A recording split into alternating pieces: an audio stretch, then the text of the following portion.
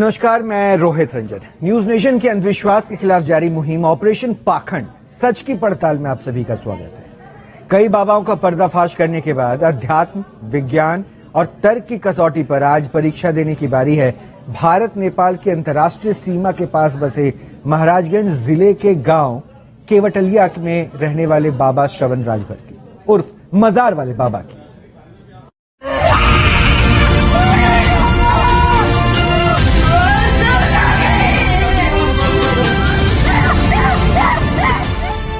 News nation का camera on, बेनकाब पाखंड की दुकान।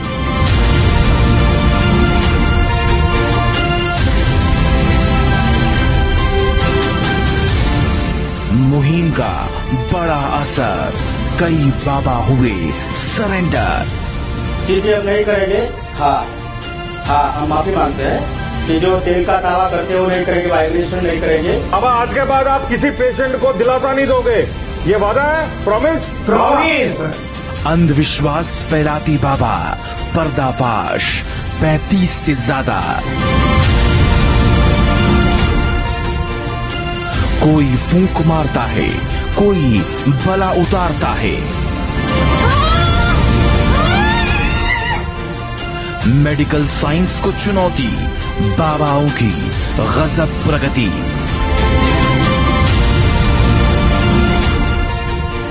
मौलानाओं की नई दुकान, जिन्नात की करते हैं पहचान।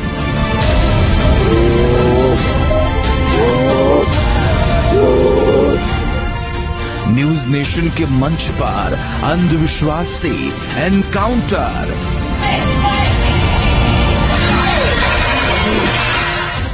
न्यूज नेशन की मुहिम जारी, मजार वाले बाबा की बारी।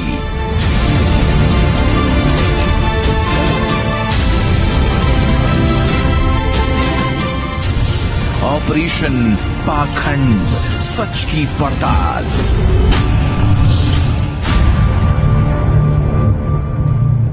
ऑपरेशन पाखंड सच की पड़ताल में उत्तर प्रदेश के महाराजगंज में दरबार लगाने वाले बाबा श्रवण राजभर की हम बात कर रहे हैं। हालांकि वो अपना दरबार नेपाल भारत की सीमा के पास एक छोटे से गांव केवटलिया पर अपना दरबार लगाते हैं और दावा यह किया जाता है कि उनके दरबार में दूर दूर से लोग पहुंचते हैं। यह दरबार एक मजार पर लगता है जहां झाड़ फूक, टोना टोटका से इलाज होता है और माना यह भी जाता है कि उनके दरबार में पहुंचने वाला हर व्यक्ति अपनी समस्या का समाधान हासिल कर लेता है।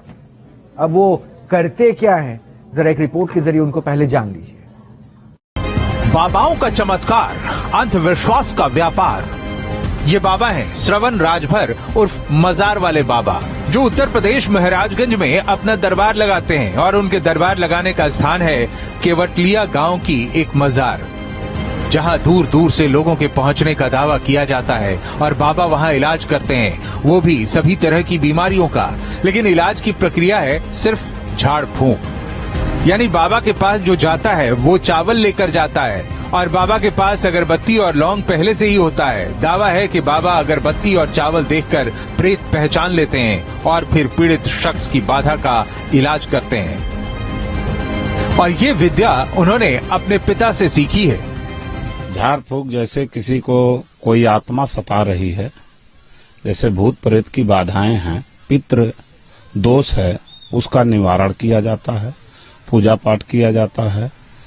प्लस कोई बीमारी है हल्की फुल्की, तो औषधि द्वारा उसको भी हम सही करते हैं। अब चौंकाने वाली बात यह है कि बाबा जिस मजार पर बैठते हैं उसे वो देवी का स्थान बताते हैं, यानी मजार को मजार नहीं मानते लेकिन मजार वाले बाबा कहलाना पसंद करते हैं। यानी पाखंड की पहली झलक यही मिलती है और उनके भक्त बाकी की कसर पूरी कर देते हैं।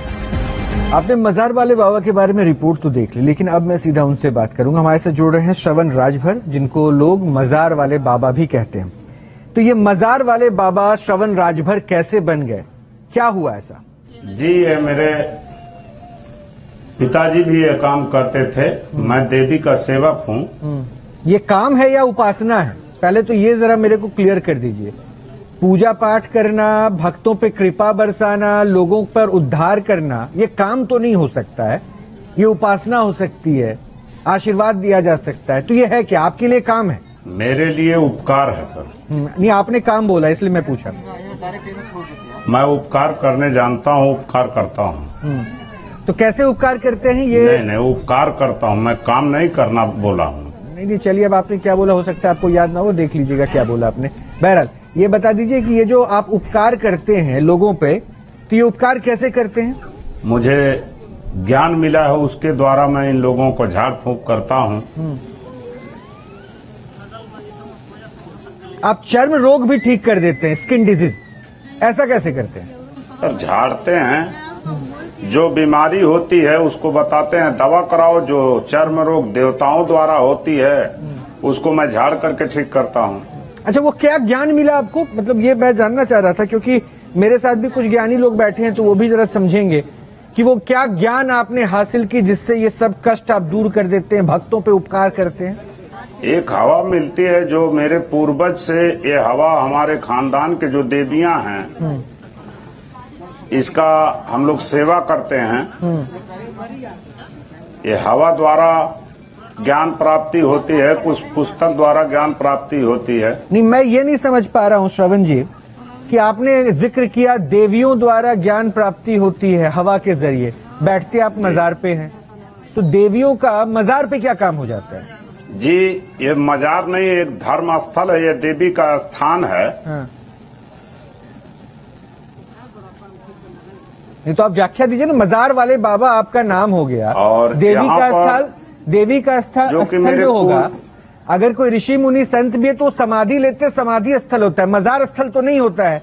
आप देवियों की बात कर रहे हैं और कह रहे हैं मजार, तो मैं ये नहीं समझ पाया तर्क क्या है, या तो ये खुद आप नहीं समझ पा रहे हैं। हमारे यहाँ मजार पे या स्थान पे इसलिए मजार और स्थान किया जाता है क्योंकि यहाँ पर हिंदू और मुस्लिम दोनों दिन को माना जाता है।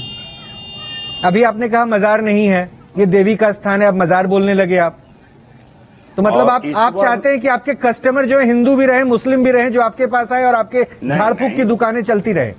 नहीं, मजार तो मैं नहीं बोल रहा हूँ, मजार लोग 4 बार आपने मजार बोला है, फिर सुनिएगा, इसलिए मैं कह रहा हूँ कि हो सकता है कि जो वहाँ पे कम पढ़े लिखे लोग हैं ना, उनको ठग लीजिए, इसलिए आज हमने आपको बैठाया है पूछने के लिए कि मजार के पास घंटी भी बांध रखी है, मजार में चादर भी चढ़ा हुआ है, वहां पे भी लोग आते हैं और कैसी पूजा करते हैं, कौन सा उपकार करते हैं। पहली बात, उपकार नहीं होता, अगर आपके पास कोई सिद्धि है ना तो लोगों पे कृपा बनना, बरसाने का जरिया बनना होता है।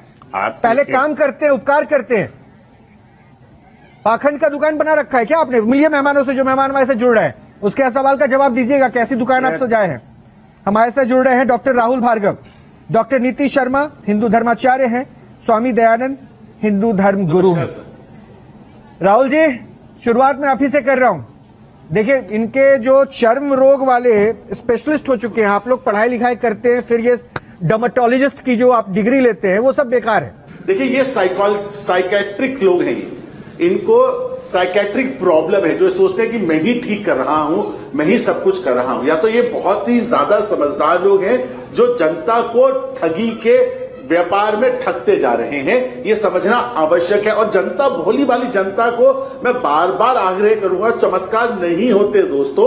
अगर परेशानी है इसीलिए अस्पताल है, इसीलिए डॉक्टर है, इसीलिए साइंस है।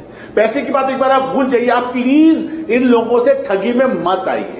और ये कौन से लोग हैं जो इनके पास जाके ठीक होते हैं? बहुत सारी साइकेट्रिक प्रॉब्लम होती है, घुटने का दर्द, पीठ का दर्द, जो इन बाबाओं के पास जाके 50 रुपए, 100 रुपए, 200 रुपए में ये कटते जाते हैं, गरीब होते जाते हैं, जिसका कोई अकाउंटेबिलिटी नहीं है। ये जालसाजी की पराकाष्ठा है इस देश में। आप ये बताइए, मेरा सिंपल सवाल है बाबा, आप एक बार बताओ, आपका पेट कान में, मुंह में फूंक डालने से पेट भर सकता है? देखिए सर, पानी पीने से पेट भरता है, खाना खाने से पेट भरता है, और फूंक मारने से पेट नहीं भरता है। लेकिन जो चीज मुझे मिला है उससे लोगों का भला होता है, और मैं अपने यहाँ पैसा भी नहीं लेता हूँ, ये बात नहीं है।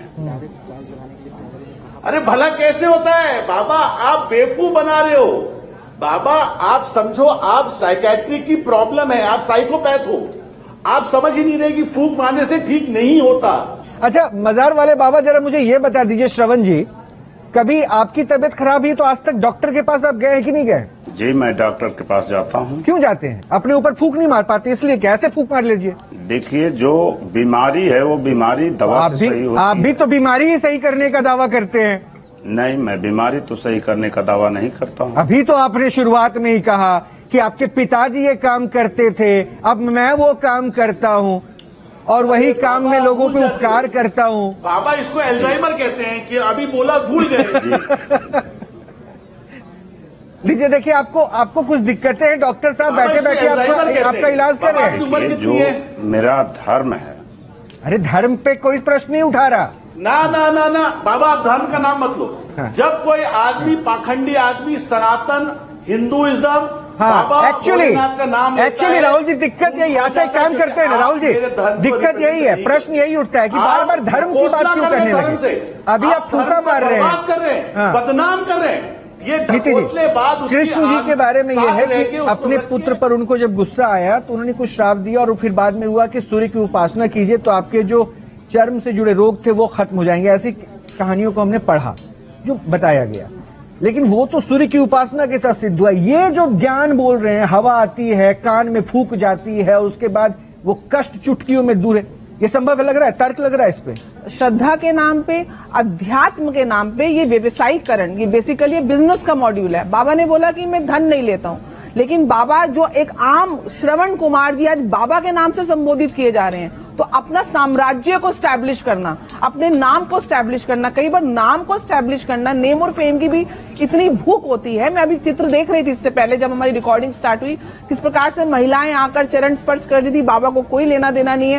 पाताल बाबा, क्या सनातन में ऐसी कोई मतलब पद्धति है क्या कि मजार शब्द हो, मजार स्थल के पास देवी आ जाए? ये क्या बोले जा रहे हैं? कहीं शब्द नहीं तो है। इसको क्या कहे? पाखंड नहीं कहे? मैं राजभर जी को ये बताता हूँ कि हमारे रामायण में इसका उद्घोष है और मैं न्यूज नेशन से बराबर नया नया उद्घोष संस्कृत का विद्वान हूँ और मैं हमारे धर्म में क्या है ये 2 शब्द में कह रहा हूँ। विभक्त वासिना सदा भजन्ति मुक्ते मुदा निरस्य इंद्रियादिकम प्रयंति चे गति समं तमेक अद्भुतम प्रभु निरीह। अर्थात ये कलयुग में लोग बंटवारा होंगे, अलग अलग धर्म को, पाखंड को ला करके धर्म में समावेश करेंगे, लेकिन भगवान इसका फैसला करेगा। इसको अब बताइए, मजार देवी स्थल क्या है जो पाताल बाबा बोल रहे हैं? किस मजार पर देवी स्थान होता है, जरा बताइए मुझे।